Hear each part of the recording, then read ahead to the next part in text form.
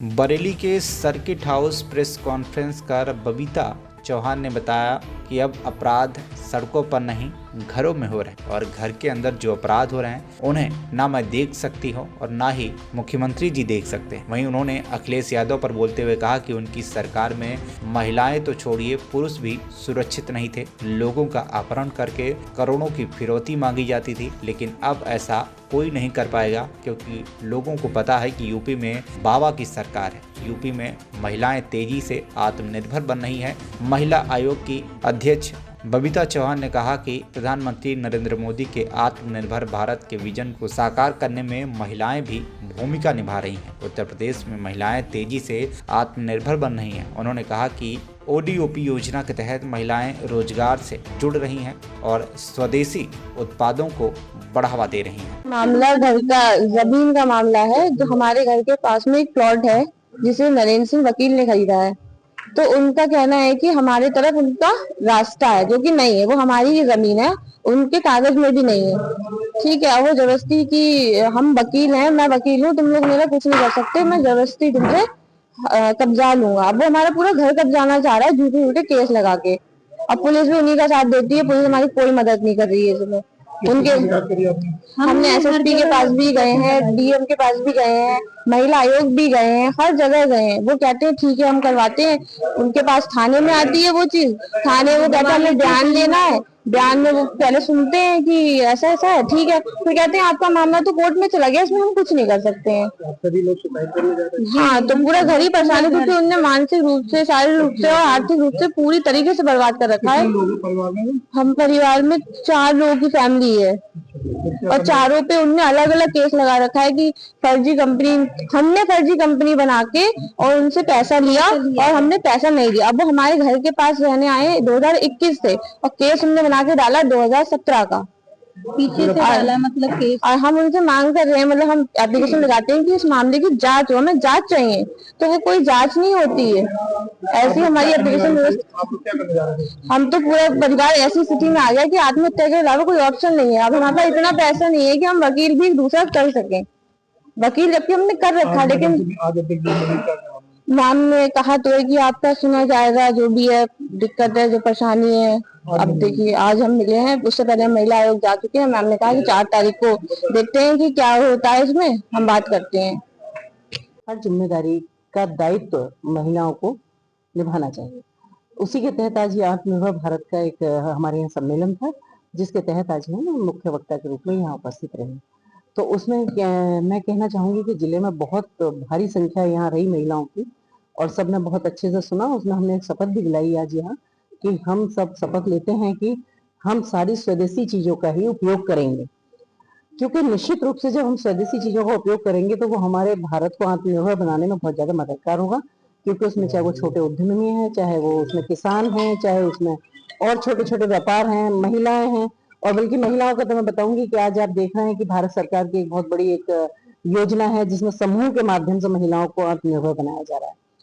तो चाहे वो प्रदेश सरकार की बात है, चाहे वो देश की सरकार की बात है, दोनों ही सरकारें महिलाओं के लिए बहुत, उनकी सुरक्षा के लिए, उनके सम्मान के लिए, उनकी शिक्षा के लिए, उनको स्वस्थ बनाने के लिए सारी सरकारें हमारी लगी हुई हैं। तो यहाँ वो भी थी, तो समूह के माध्यम से मैं बताना चाहूंगी, क्योंकि जैसे समूह में है तो समूह में सारी महिलाओं को आत्मनिर्भर बनाने के लिए एक ग्रुप बनाए जाते हैं, और जिसमें आज मैं कह सकती हूँ समूह से कनेक्ट महिलाएं हैं, तो वहां महिलाओं को भी आत्मनिर्भर बनने में कोई नहीं रोक सकता। उसमें 2 चीज है, एक तो महिलाएं आत्मनिर्भर बनती हैं, दूसरा जो हमारा स्वदेशी का उत्पाद है उनका भी प्रचार प्रसार होता है। जैसे अभी दीपावली की बात करूँ, जो भी त्योहार गया है, तो वहां पे महिलाओं ने बहुत सारी चीजें ऐसे, जैसे कि बंधनदार है, रंगोली की चीजें हैं, पापड़ हैं, अचार हैं, ये सारी चीजें बहुत बनाई, और जिससे मैंने 2 4 6 महिलाओं से बातें भी की कि उनको बहुत अच्छा उससे एक रोजगार उपलब्ध हुआ। तो मुझे लगता है कि जब हम, क्योंकि आज भारत इतना शक्तिशाली देशों में से है कि जिसमें मुझे नहीं लगता कि कोई चीज ऐसी है कि जिसका उत्पाद वहां नहीं हो रहा। वो फोन से लेके वो फ्रिज, रेफ्रिजरेटर लें, घर की सारी चीजें लें, मतलब मुझे नहीं लगता कि आज कोई भी चीज ऐसी कि जिसको भारत में, जिसका भारत नहीं बना रहा है। आप बरेली आई हैं, बरेली में भी तमाम महिलाएं हैं, कारपेंटरी का काम करती हैं। हाँ। और आपके दूध का फर्नीचर भी यहाँ का फेमस है, इसमें भी काफी महिलाएं काम करती हैं। उन लोगों से मिलेंगी क्या या मिली उन लोगों से बात? देखिए, जब मैं पहले आई थी तो मैं उन लोगों से मिली थी, और ये तो मैं आपको बताऊंगी क्योंकि इस वन डिस्ट्रिक्ट वन प्रोडक्ट के हिसाब से भी आप देख रहे हैं कि बहुत ही प्रमोट किया जा रहा है हर जिले के किसी भी का उसको। तो निश्चित रूप से जहां महिला, देखिए मैं हर चीज के पीछे महिलाओं का योगदान इसलिए मानती हूँ कि कोई भी इंडस्ट्री है, कोई भी घर की चीजें हैं, जैसे बैट का भी काम है, चाहे यहाँ उसका कढ़ाई उढ़ाई का काम होता है या जो भी होता है, उसमें घर में बैठ के महिलाएं करती हैं, भले ही प्रचार प्रसार के लिए और व्यापार के लिए पुरुष जाते हैं, लेकिन उसमें जो मेन रोल होता है वो महिलाओं का होता है, क्योंकि घर में बैठ के करती हैं। तो इसलिए जैसे इस समय भी तो आपने समूह के बारे में बताया, तो जो नगर क्षेत्र की मतलब टारगेट अब तक आया नहीं है इस साल का, मेरे ख्याल से पिछले साल से लगभग 7-8 महीने हो गए, तो उसमें नगर क्षेत्र की महिला समूह एकदम रुके हुए हैं, वो टारगेट का इंतजार कर रहे हैं, मैं बने भी नहीं आते। नहीं, ऐसा नहीं है कुछ भी, वो तो एक प्रोसीजर है, आता ही रहता है, और अभी भी आ गया। अभी मैं जिले में भी बात करके आई हूँ, वहां भी सब है, और हमारी ज्यादा से ज्यादा कोशिश ये है कि वो आंगनबाड़ियों के थ्रू हो, उन्हें अवेयर करने के थ्रू हो, या जैसे भी हम उनको जागरूक कर सकते हैं वैसे है, हर महिला को हम कोशिश करते हैं कि समूह से कनेक्ट हो और उनका थोड़ा सा उनको अपने आप को आत्मनिर्भर बनाने में उनका कुछ थोड़ी सी आमदनी का जरिया वहां पर है। जी, महिला अपराधों में लगातार बढ़ोतरी की बात सामने आती है। विपक्ष हमेशा अखिलेश यादव कहते हैं कि यूपी में महिला अपराध सबसे ज्यादा है, यहाँ बेटियां सुरक्षित नहीं है, आप क्या कहेंगे? आप ये बताइए कि अखिलेश जी कहते हैं आप कहते हैं? अगर आंकड़े देखेंगे तो आप बिल्कुल नहीं कह सकते इस बात को। क्यों नहीं कह सकते? क्योंकि देखिए, विपक्ष का काम है बातें करना। मैं हमेशा से कह रही हूँ और अभी भी कह रही हूँ कि जीरो टॉलरेंस की नीति पर यहाँ काम हो रहा है उत्तर प्रदेश में। उत्तर प्रदेश में अगर महिला अपराधों की बात करता है तो वो बिल्कुल नाइंसाफी वाली बात है।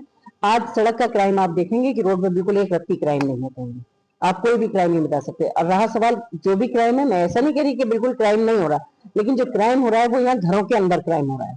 तो क्योंकि घरों के अंदर जाके ना आप देख सकते हो, ना मैं देख सकती हूँ, ना हमारे माननीय मुख्यमंत्री जी देख सकते हैं। लेकिन रहा सवाल सड़कों के क्राइम का या रोड क्राइम का, कि बच्चियों को, बेटियों को घर से बाहर भी नहीं निकलने दिया जाता था। अखिलेश जी के टाइम की बात अगर की जाए तो कोई क्या बहन बेटी घर बाहर सुरक्षित थी? मैं कहती हूँ बहन बेटी की बात छोड़िए, घर के पुरुष भी सुरक्षित नहीं थे, उनको भी घर पकड़ लिया जाता था, फिर फिरौती मांगी जाती थी करोड़ों करोड़ों रुपए की।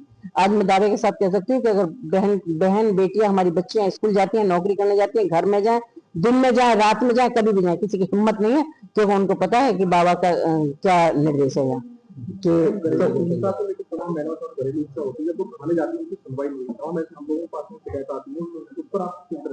देखिए, मैं तो ये भी नहीं कहूंगी कि सुनवाई नहीं होती, क्योंकि आप मेरा अगर रिकॉर्ड देखना चाहेंगे तो क्योंकि घरेलू हिंसा के मेरे पास भी आते हैं और उसमें 100% निस्तारण मेरे यहाँ हो रहे हैं। अगर महिला आयोग की बात करूं तो आज की डेट में 100% निस्तारण सारी एप्लीकेशंस का है। अगर मेरे यहाँ कोई केस पेंडिंग है तो वो है या तो वो कोर्ट में चल रहे होंगे, न्यायालय में चल रहे होंगे, या फिर उनमें इन्वेस्टिगेशन हो रहा होगा। बाकी ऐसा बिल्कुल नहीं है कि मैं ये कहूँ कि नहीं सुन रही। ये अब पुरानी बातें हो गई कि पिछले कुछ टाइमों में ऐसा होता था कि पुलिस नहीं सुन रही है या कुछ नहीं सुन रही है। आप तो देख रहे हैं कि पुलिस कितना साथ दे रही है, पुलिस कितनी अवेयर है, कि मुझे नहीं लगता कि कहीं कोई अपराधी बच पा रहा है या कहीं को, तो पुलिस की ही तो देन है। तो और महिलाओं की जहां तक बात है तो महिलाओं की पूरी सुनी जा रही है, कहीं कोई ऐसी बात नहीं है कि उत्तर प्रदेश में कितना आंकड़ा गिरा रहा है? 100% आंकड़ा गिरा है, कुछ भी अब है ही नहीं उत्तर प्रदेश में। अभी आपने देखा होगा पिछला रिकॉर्ड आया था तो 98.9 का कुछ समाधान था, जो कि जिनमें केसों का निस्तारण किया गया है। तो ये मैं अपने आधार पर नहीं कह रही, मैं सर्वे के आधार पर कह रही हूँ। तो जब इतना निस्तारण हो गया, आप जानते हैं कि उत्तर प्रदेश में 25 करोड़ की आबादी है। 25 करोड़ में अगर बात की जाए तो 12.5 करोड़ आबादी महिलाओं की है। तो निश्चित रूप से मैं ये तो नहीं कहूंगी कि बिल्कुल ही क्राइम नहीं होगा, 1% भी होगा, लेकिन उसका निस्तारण भी होगा। पर लोगों में खौफ भी बहुत है।